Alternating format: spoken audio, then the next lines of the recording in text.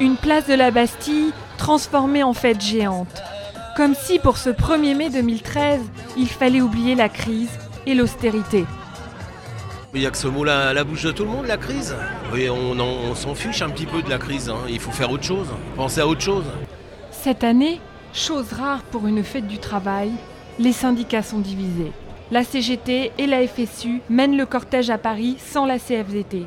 En cause, les désaccords sur la loi sur la sécurisation du travail. La dispersion syndicale, c'est toujours l'arme des patrons. Je l'ai regretté, vous le savez. J'avais proposé lors du congrès de Toulouse, au nom de l'ensemble des organisations de la CGT, de construire un 1er mai unitaire à partir de revendications qui nous sont communes, comme les salaires par exemple, comme le droit à la retraite, comme la question des libertés syndicales dans notre pays. Et il se trouve que malheureusement nous n'avons pas été entendus et que la division l'a emporté sur le rassemblement. Je continue de le regretter. En marge des leaders, Marie-Georges Buffet était venue soutenir les ouvriers d'Aulnay.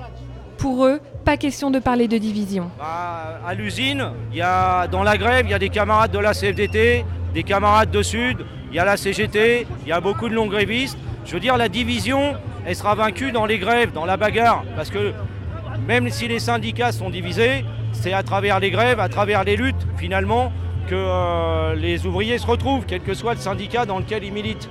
Les autres grandes villes de France ont aussi réuni leurs travailleurs, allant au-delà des frontières, avec cette année une forte mobilisation européenne contre les politiques de rigueur budgétaire.